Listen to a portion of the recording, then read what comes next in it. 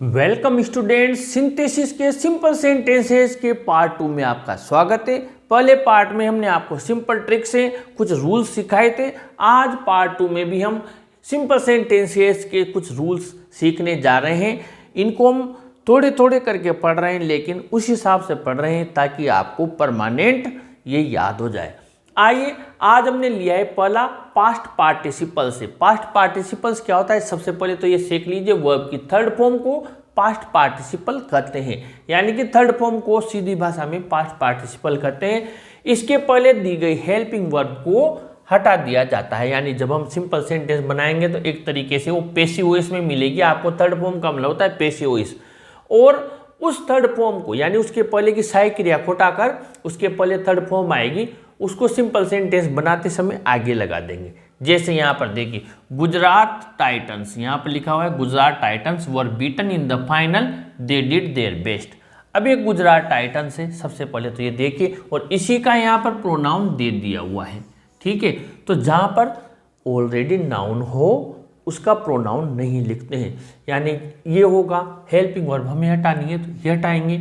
ये जो नाउन है ये प्रोनाउन की जगह आ जाएगा। बाकी सेंटेंस यहाँ से बनाएंगे हम, यहाँ से थर्ड फॉर्म से हेल्पिंग वर्ब को हटाकर थर्ड फॉर्म से आगे लगा देते हैं, यानी बीटन इन द फाइनल। अभी ये जो प्रोनाउन है ना, इस प्रोनाउन को हटा देंगे, इसकी जगह क्या लगाएंगे, नाउन। जब नाउन है तो फिर प्रोनाउन की नीड नहीं होती है। इस जगह हमने लिख दिया Gujarat Titans did their best. बस ये ध्यान रखना है, थर्ड फॉर्म से स्टार्ट करना है, सर्वनाम की जगह संज्ञा लिख देना, जो कि आपको वाक्य में आगे मिलेगी। बहुत सिंपल है। परफेक्ट पार्टिसिपल, परफेक्ट पार्टिसिपल क्या होता है, हैविंग प्लस वर्ब की थर्ड फॉर्म, इसको परफेक्ट पार्टिसिपल कहते हैं। इसमें एक कार्य समाप्त होने के बाद दूसरा कार्य होता है, यानी कि मोस्टली एक कार्य होता है और दूसरा कार्य उसके बाद होता है। या यूँ कहें कि ये जो पहला कार्य होता है इसका फल दूसरे कार्य में नजर आता है, इसकी वजह से दूसरा कार्य होता है। कोई ना कोई सिम्टम, ऐसा कोज रीजन होता है इसमें।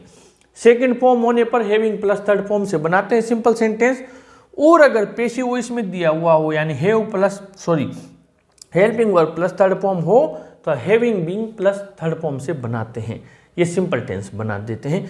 आइए देखते हैं कैसे। पेसिव वॉइस में है तो helping verb plus third form मिलेगी, उसको हैविंग बीन से बनाना है। सेकंड फॉर्म हो तो केवल हैविंग प्लस थर्ड फॉर्म से बनाना है। यहाँ पर देखिए, दे हर्ड द न्यूज। अब यहाँ पर आपको सेकंड फॉर्म मिल गई तो they went to their friend, उन्होंने न्यूज सुनी और वो घर चले गए, उसके मित्र से मिलने चले गए।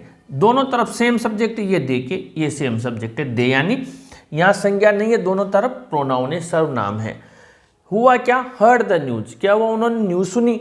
सेकंड फॉर्म दी हुई है, सेकंड फॉर्म दी हुई तो किससे बनाएंगे, हैविंग से। हर्ड की सेकंड और थर्ड फॉर्म एक ही होती है, हैविंग हर्ड द न्यूज। ये हमने यहाँ पर ये सेकंड फॉर्म है, इस वजह से यहाँ हैविंग हर्ड लगाया, द न्यूज लिखा, फिर बाद वाला सेंटेंस पूरा लिख दिया, they went to their friend.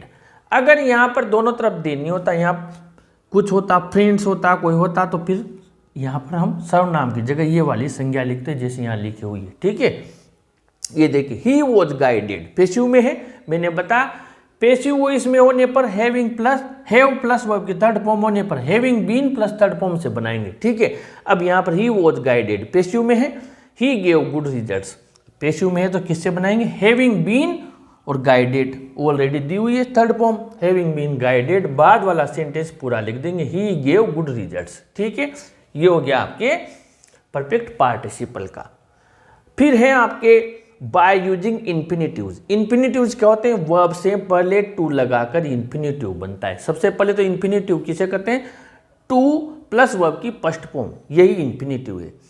अब पहला वाक्य दूसरे वाक्य को से के टू से जोड़कर सिंपल सेंटेंस बनाते हैं, यानी पहले वाक्य में आपका सेम आएगा और दूसरे वाक्य में जहां टू होगा वहां ये पहला वाक्य जाकर कनेक्ट हो जाएगा, उसके पहले जो भी होगा उससे मतलब नहीं है।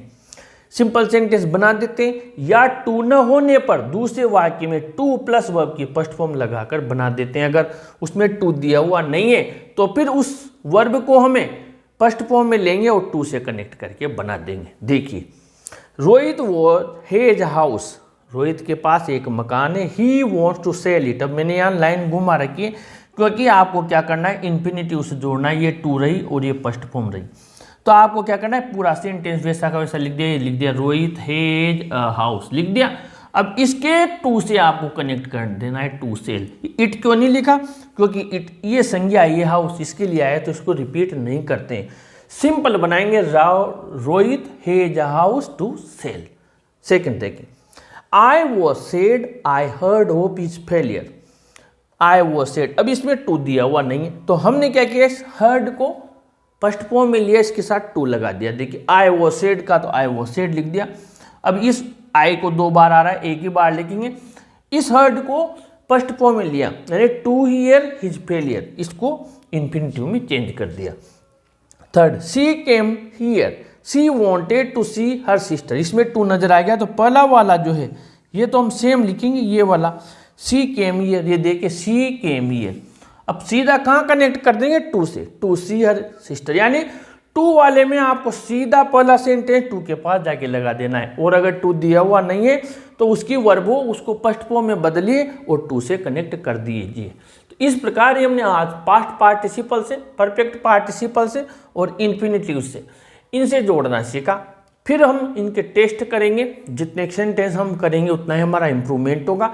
आज के लिए इतना ही, टुकड़े टुकड़ों में सीख रहे हैं लेकिन आप लोगों को बहुत अच्छे से समझ में आ जाएगा। अगर हम थोड़े थोड़े सीखेंगे, पूरे एक साथ पढ़ लेंगे तो सारे मिक्सअप हो जाएंगे।